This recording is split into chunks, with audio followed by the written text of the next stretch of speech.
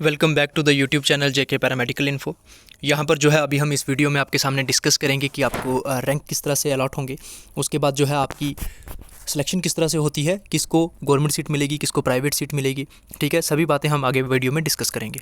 इसके बाद जो होता है आपका अभी प्रोविजनल सिलेक्शन लिस्ट आई है। इसके बाद जिन जिन कैंडिडेट्स के डॉक्यूमेंट पेंडिंग हैं, कौन से कॉलेज अवेलेबल हैं, कितने गवर्नमेंट कॉलेजेस हैं, कितने प्राइवेट हैं, कितनी सीट्स अवेलेबल हैं गवर्नमेंट में, क्या प्राइवेट में कितनी अवेलेबल हैं, कौन कौन से कॉलेज में कौन सा कोर्स अवेलेबल है नहीं है, इसकी जो है कॉलेज वाली अलग से एक मैंने वीडियो अपलोड की हुई है, आप जाकर देख सकते हैं। और आपको कॉलेजेस की पीडीएफ भी हमारे टेलीग्राम चैनल पर मिल जाएगी। देन सिलेक्शन प्रोसेस और जिन जिन डॉक्यूमेंट जो पेंडिंग है जिन कैंडिडेट्स के, उनको किस तरह से जाकर जो है डेफिशिएंट डॉक्यूमेंट अपने सबमिट करवाने हैं, कहाँ पर सबमिट करवाने हैं। ठीक है, ये सभी मैंने इससे पहले जो वीडियो है उसमें अपलोड सभी बातें आपकी एक्सप्लेन की हुई हैं। इस वीडियो में हम सिर्फ देखेंगे कि आपका जो है रैंक किस तरह से अलॉट होते हैं और आपको जो है सिलेक्शन प्रोसेस किस तरह से होता है, कैटेगरी वाइज रिजर्वेशन क्या रहती है, और आपको जो है गवर्नमेंट कॉलेज में सीट मिलती है या फिर प्राइवेट कॉलेज में कितना कट ऑफ रहता है परसेंटेज वाइज।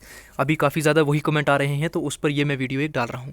आप वीडियो एक बार पूरी देख लीजिए, क्योंकि पूरी देखने का मतलब ये नहीं है कि मुझे कुछ मिल रहा है इससे, आपकी पूरी वीडियो देखने से। सिर्फ बात इतनी है कि अगर आप वीडियो पूरी नहीं देखते हैं, जो मैं वीडियो में यहाँ पर अभी एक्सप्लेन करूँगा आपके सामने, आप वही फिर क्वेश्चन वापस पूछेंगे, मेरा रैंक कितना है, मेरी परसेंटेज इतनी है और मेरे को क्या गवर्नमेंट सीट मिलेगी। देखें, आपको एक बार समझ लें अच्छे से वीडियो को, फिर आपको पता चल जाएगा कि किसको गवर्नमेंट सीट मिलेगी या किसको प्राइवेट मिलेगी, क्या प्रोसेस रहता है, सिलेक्शन प्रोसेस क्या होता है पूरा। ठीक है, तो चलिए स्टार्ट करते हैं। सबसे पहले जो है आपकी लिस्ट आ चुकी है। डॉक्यूमेंट सबमिट होने के बाद आपकी एक रैंक वाइज लिस्ट अलॉट होगी। रैंक के लिए जो है आपका कल एक कमेंट में पूछ रहे थे आप कि रैंक किस तरह से अलॉट होते हैं। अभी जो है काफ़ी सारे बच्चों की, किसी की 90% है तो उसका रैंक जो है वो 2500 पे जाके उसका आ रहा है सीरियल नंबर। देखें, ये अभी सीरियल नंबर हैं, जिस तरह से एप्लीकेशन फॉर्म फिलअप हुए हैं उस वाइज आपको सीरियल नंबर अलॉट हुए हैं। इसके बाद जब ये सब कुछ सबमिट हो जाएगा, इसके बाद जो है आपकी रैंक वाली लिस्ट आएगी, जिसमें कि आपका परसेंटेज वाइज रैंक होंगे। अगर किसी की 90% है तो उसको रैंक 1 मिलेगा, उससे कम है तो उसको रैंक 2 मिलेगा, उससे कम है रैंक 3 मिलेगा। इसी तरह से जिस तरह से परसेंटेज कम होती जाएगी, आपको सीरियल नंबर, आपका जो रैंक नंबर है वो नीचे नीचे अलॉट होता जाएगा, सभी को रैंक अलॉट होंगे। रही बात कोर्सेज़ की, आपको जीएनएम करना है, पैरामेडिकल कोर्सेज़ करने हैं, मेडिकल रिकॉर्ड टेक्नीशियन करना है, या आपकी लेटरल एंट्री है, ये आप जो है काउंसलिंग के टाइम में आपको पता चलेगा। ठीक है, आप काउंसलिंग के टाइम में खुद फिलअप करेंगे वहाँ पर जाकर कि आपको कौन सा कोर्स लेना है और कौन सा कॉलेज लेना है। आपको ये दो चीज़ें काउंसलिंग में प्रेफरेंस देना होता है। ठीक है, तो उसके बाद मैं आपको बता दूं, अभी जो आपके टोटल नंबर ऑफ़ फॉर्म जो फिलअप हुए हैं, यहाँ पर जो सीरियल नंबर है वो 14,493 आप देख सकते हैं। ये बोपी की जो परसों जो है आपकी प्रोविजनल सिलेक्शन लिस्ट आई थी, उसमें आपका लास्ट सीरियल नंबर है 14,493। और जो है आपका ई बोचर में आपकी जो total number of seats available थी गवर्नमेंट, प्राइवेट कॉलेजेस और गवर्नमेंट कॉलेजेस में अलग अलग कोर्सेज़ की, सभी कोर्सेज़ की जो है वो अलग अलग सारों की टोटल ओवरऑल जितनी सीट्स हैं 2022 के पैरामेडिकल कोर्सेज़ में, उसमें है आपके पास 14,426 सीट्स। अब इसमें से देखें, हमें कोई नहीं पता, ना हमें पता है, ना बोपी वालों को पता है, ना आप लोगों को पता है कि कौन सा कैंडिडेट कौन सा कोर्स करने जा रहा है और किस कोर्स में कितना। हाँ, हमें इतना पता है, फॉर एग्जांपल सबसे फर्स्ट सीरियल नंबर पे जो था आपका जीएनएम वाला कोर्स था, अगर कॉलेज वाली लिस्ट में, तो आपके पास जीएनएम में 4,165 सीट्स हैं। इसी तरह से एएनएम में 335 सीट्स हैं। मेडिकल असिस्टेंट में आपके पास 3,153 सीट्स हैं। और हर कॉलेज के आगे गवर्नमेंट और प्राइवेट कॉलेजेस की सीट्स अवेलेबल हैं। किस कॉलेज में कौन सा कोर्स अवेलेबल है वहाँ पर वो भी आपको कॉलेज वाली पीडीएफ में आराम से दिख जाएगा। ठीक है, ये आपको एक बेसिक ओवरव्यू पता चल गया, क्या क्या होता है, क्या नहीं होता, किस तरह से रैंक मिलेंगे आपको। अच्छा, लेटरल एंट्री वालों का क्वेश्चन था कि जो है उनकी परसेंटेज किस बेस पे आती है या फिर उनके रैंक किस तरह से। उनके लिए एक अलग से जो है आपकी पीडीएफ या आप बोल लीजिए लिस्ट आउट होती है, जिसमें कि आपका लेटरल एंट्री वाले जितने कैंडिडेट्स हैं उनको वहाँ पर परसेंटेज वाइज उनके रैंक अलॉट होते हैं। ठीक है, और आप काउंसलिंग के टाइम में जाके आपका जो है आपको 12th बेस वालों से कोई लेना देना नहीं है, आपका लेटरल एंट्री में ही जो है आपकी काउंसलिंग होगी और लेटरल एंट्री वालों के साथ ही आपको सीट्स मिलेंगी और उनके साथ ही आपका कंपटीशन है या फिर परसेंटेज वाइज आप ही का बनेगी लिस्ट। चलिए, इसके बाद सबसे पहले मैं बता दूं आपको कि गवर्नमेंट कॉलेजेस और प्राइवेट कॉलेजेस में क्या फ़र्क है। गवर्नमेंट सीट्स भी हैं, प्राइवेट सीट्स भी हैं, कुछ कॉलेजेस में जो है आपके अलग अलग कोर्स अवेलेबल हैं, कुछ में अवेलेबल नहीं भी हैं।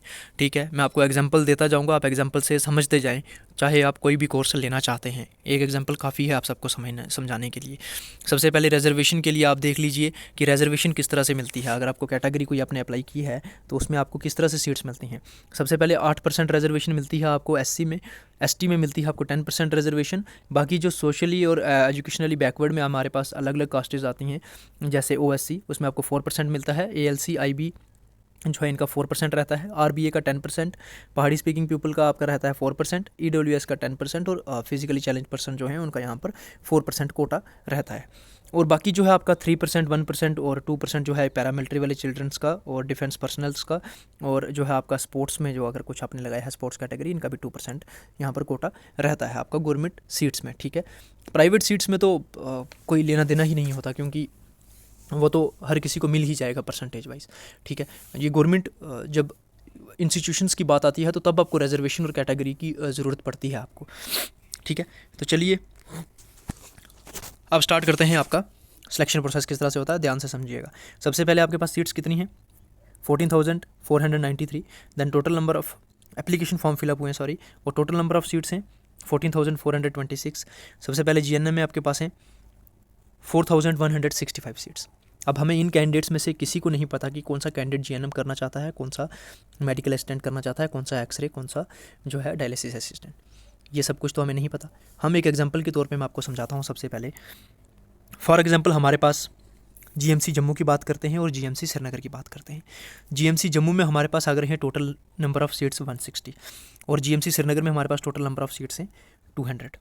ठीक है, अब रिजर्वेशन के हिसाब से मैं आपको बता दूं, देखें सबसे पहले जो है आपका एससी में अगर रिजर्वेशन है, अगर आपने एससी कैटेगरी से अप्लाई किया है तो आपके पास जो है जीएमसी श्रीनगर में 60 सीट्स होंगी और जो है जीएमसी जम्मू में 12 से 160 में से 12 से 13 सीट्स आपको मिलेंगी।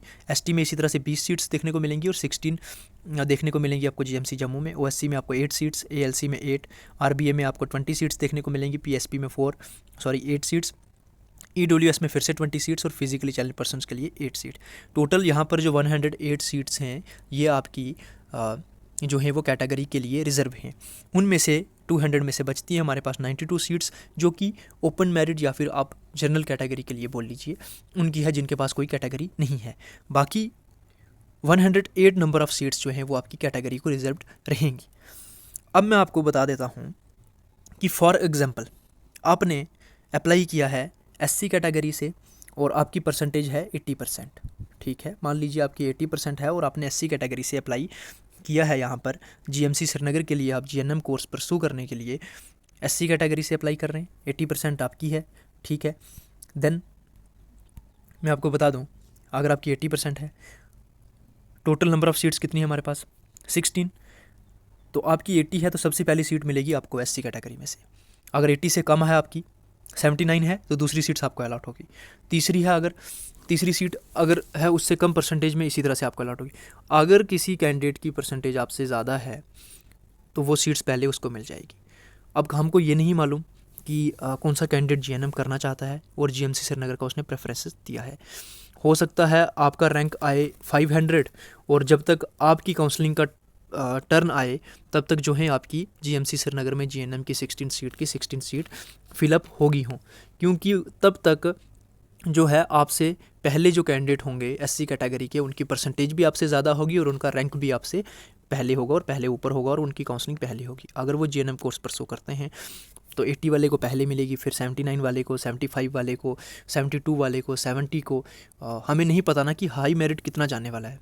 हर सीट के लिए ये क्राइटेरिया लागू होता है और हर सीट के लिए इसी तरह से सिलेक्शन होती है। ठीक है, चाहे वो पैरामेडिकल कोर्सेज़ हैं चाहे वो जीएनएम है, मैं आपको यहाँ पर एग्जांपल के तौर पे समझा रहा हूँ। ठीक है, तो जिसकी सबसे ज़्यादा परसेंटेज है उसको सबसे पहले सीट मिलेगी। अब हो सकता है आपका जैसे फर्स्ट डे काउंसलिंग चली और फर्स्ट डे में अगर आपको जीएनएम प्रेफरेंस देना था, 16 सीट अवेलेबल थी और 16 सीट की 16 सीट ही फिलअप होगी वहाँ पर, तो आप दूसरे दिन काउंसलिंग के लिए जाएंगे तो आपको जीएमसी श्रीनगर बिल्कुल नहीं मिलने वाला। ठीक है, क्योंकि वो सीट्स पहले से ही फिलअप हो चुकी होंगी और उनकी परसेंटेज आपसे ज़्यादा होगी। तो इसलिए यही है कि आपको अगर गवर्नमेंट कॉलेज नहीं मिलता, गवर्नमेंट सीट्स जल्दी फिलअप हो जाएंगी पहले ही, आपको प्राइवेट कॉलेज ज़रूर मिल सकता है। हम किसी को यहाँ पर डीमोटिवेट नहीं करना चाहते कि आपको गवर्नमेंट कॉलेज मिलेगा या नहीं मिलेगा, क्योंकि मैंने सिर्फ आपको बताया है यहाँ पर सिलेक्शन प्रोसेस किस तरह से होता है। अगर सबसे ज़्यादा कैंडिडेट की सबसे ऊपर वाले की परसेंटेज है, आपकी परसेंटेज मान ली हमने वही 80 है अगर, तो 80 से अगर 16 कैंडिडेट हैं जिनकी 80 परसेंटेज से ज़्यादा है तो फिर तो सीट्स उनको ही मिलेंगी ना, आपको तो नहीं मिल सकती। इसी तरह से आप यहाँ पर बार बार कमेंट में पूछते हैं कि मेरी इतनी परसेंटेज है, इतनी परसेंटेज है, क्या हमें सीट मिलेगी या नहीं मिलेगी। देखिए मैंने आपको क्राइटेरिया बता दिया किस तरह से सिलेक्शन होती है। तो अब देखें वहाँ पर जाके कितने कैंडिडेट हैं जो करते हैं अप्लाई। आपको काउंसलिंग के लिए ज़रूर जाना है, ये तो उसी टाइम पता चलता है। ऐसे हम कुछ भी प्रेडिक्ट नहीं कर सकते, ना ही किसी को हम खुद से बता सकते हैं कि आपको मिलेगा ही मिलेगा, आपको गवर्नमेंट मिलेगा, प्राइवेट मिलेगा या नहीं मिलेगा। ठीक है, होप आपको अच्छे से सब कुछ समझ आ गया होगा। हमारे चैनल पर पहली बार हमारे साथ जुड़ रहे हैं, चैनल को सब्सक्राइब कर सकते हैं, बेल आइकन को ऑल पर सेट कर लेंगे, लेटेस्ट अपडेट आप तक पहुंचते रहेंगे। वीडियो अच्छी लगी लाइक कर लीजिए। किसी और को भी अगर कन्फ्यूजन है तो अगर आपको वीडियो अच्छी लगती है तो आप उनके साथ भी शेयर कर सकते हैं। Thank you so much.